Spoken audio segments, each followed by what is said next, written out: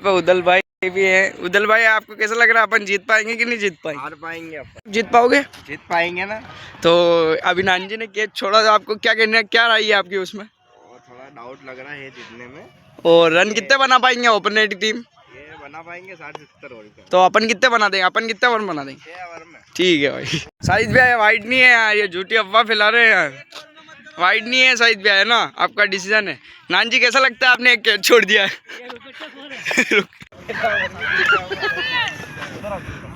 तो कैच